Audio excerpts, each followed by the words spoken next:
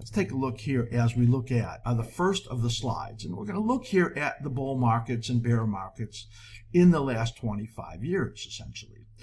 This bull market was from 1994 to 2003. And we're looking at 25 years of Fed and government insane interventions and traps for investors. This will be a little bit of a rant, I know, and some people don't like my rants, but I just want to show you the truth right in here.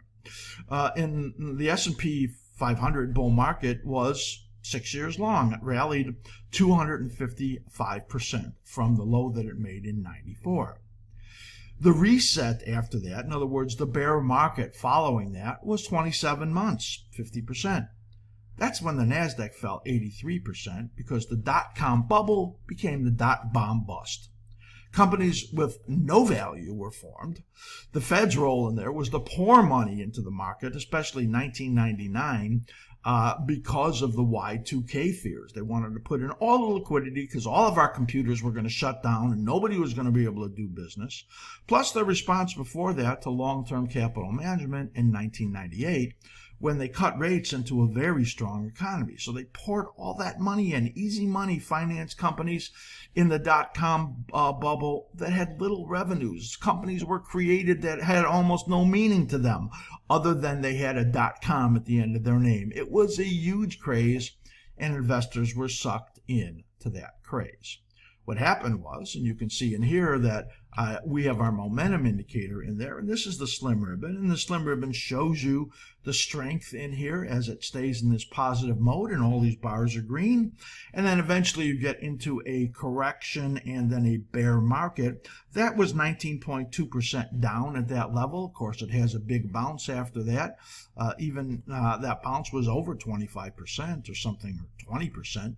And then, of course, we got into the real bear market where this all turned red, and that's what happens. In the bear market, as we said, 27 months, 50%. And the Fed set this up in such a big way. It's really sickening. But that was just the first of in this 25-year Fed traps that were set. Here we'll look at 2003 through 2009. The S&P 500 had a bull market that lasted 5 years. It went up 105%. The reset was a bear market of 27 months and 57% right in here. Actually, that looks wrong to me. I forgot to change that. I think that's 13 months. So pardon that error that's in there. This was a result, of course, of easy mortgages. You could get up to 125% mortgage on the value. Yes, they'd give you 25% in cash. It was nutty. Huge real estate speculation, total denial of the real estate bubble. The Fed's role, well, Greenspan, he cut interest rates and kept them too low for too long. And then Bernanke took over and he said, in 2007, subprime issues won't spill over into the economy. Well, you can see in here what happened. Well, it was another nightmare. Again, you had a 20% decline approximately there, and then you moved up about a couple hundred points there, so you had a big rally, and then you got into the real bear market. Of course, the slim ribbon shows you it's bullish, and then the slim ribbon shows you the bear market right there. And again, insane interventions. They want you to feel really rich, so they push everything up. And that is the Fed setting another trap that happened there in 2009. And it was really a horrible thing. I could go back and make this political back into the 1990s, but we'll stay away from that for the moment. Now let's look at the next bull market. Holy cow. 2009 through 2022. You might say that there were some bear markets in here where there was a pandemic crash, but according to our work, that was all within the context of this bull market. The Fed's great experiment. This all happened after that bust of the mortgages, and the Fed went down to ZIRP policy, and the ZIRP policy all the way through this whole period in here. They tried to raise rates a little bit in 2018 right there, but they couldn't do that. The slim ribbon bullish all the way up, as you can see right in here. That 2009 to 22 bear market, a bull market, 12 and a half years, 623%. Historic valuations of 200% of GDP. For the stock market. And the bear reset, well, we don't even know yet. It's actually just starting. Massive government spending, huge debt that they took on, promotion of a private debt bubble. They want us all to take on as much debt as they can. Encouragement of big businesses to do all those stock buybacks, of which they had to bail out the airlines and cruise lines and all of those companies right now. And promotion of that wealth effect through the stock market rise, in which right now they need to promote a negative wealth effect. $5 trillion in pandemic response. They created huge distortions. Those PPP loans were insane. The Fed, well, many ways of QE, and ZIRP lasted for 12 years, right, as you can see. And then Yellen, she was actually in there for a long time, of course, before Powell came in. And she is one of the chief promoters of MMT, modern market monetary theory, and sadly she's the Treasury Secretary right now. And Powell, total denial of his role in this, called inflation, well, transitory. And then of course it turned into real inflation that they have no clue how to handle other than to raise rates and to then of course put everybody in that trap. Inflation may be embedded in the economy right now, and we could easily be in a period of stagflation, and they need to respond aggressively and potentially for a long period of ahead.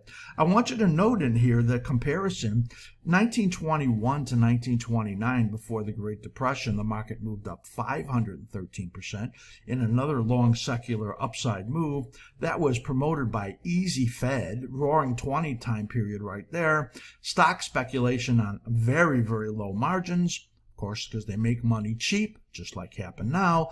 And the bear market, well, 30% plus, depends on where you measure it, down to 1933, and a 90% loss of stock prices right in there. So you can see that things can happen that are pretty ugly. We talked about the slim ribbon telling you about every bear market. You don't even have one in here yet. So far, this is down 19.9%, just like I showed you in those other bulls. And then what happens is you get a rally at some point. The best time for a big pounce based on our analysis starts in late summer, maybe in September, and then I think you're going to get that bounce in here that probably is a pretty good size bounce from, well, I'll show you that later on in the show, from what level we expect it to be down to. So you get into that rally time period in here, we'll call it from sometime in August, September, or October, a false rally that then sets up the next big decline in here, and that slim ribbon will go red, and you'll be in a real bear market, which tends to last for an average of some 13 months and be over 30% on the downside. There is still a lot of correction to go on. Where are we right now? Well, there's that whole thing, 1994 to 2002. This certainly does look like the roaring 20s in here. I'm not calling for a depression. I'm not calling for a 90% decline. I just want to give you the picture. With 25 years of government and Fed intervention, the great experiment, will that result in the Great Reset? Past market distortions, inflationary and slowing economies, and central banks realizing their errors brought the first wave down, as you see right in here. What's the chance of this being near the end of the bear market? I ask you that after showing you this history. By historical standards, it's just getting started. So I thought that was really important to show you as we see what really the truth is, and all of those analysts out there that are saying, well, this is just a correction. Well, you know, like all bear markets, you know, there are sharp rebounds, and we know that we can see that, and they can last for 2 or 3 months, as we think will happen sometime in the late summer. But by everything I see here, it's time to be extremely cautious. Yes, there will be up days, there will be up periods in here, and there will be rebounds in your holdings. I say don't get hooked into believing that the upside move is more than just a little bounce. And it is not a bull market resumption. I would say the probability of that is near zero. So don't get hooked into believing that. If you do, it will keep you in. If you listen to all of those other analysts out there, well, some of them, that tell you that the bull market will resume, and talking about 5,000 on the upside in the S&P 500, when we see things like this, and we talked about this coming into the beginning of the year, that a bear market was coming, and now this is really the time for the lowest exposure, the smallest risk that you can have in your portfolio on the equity side. Depending on, you make your own decisions based on you working with your financial advisors.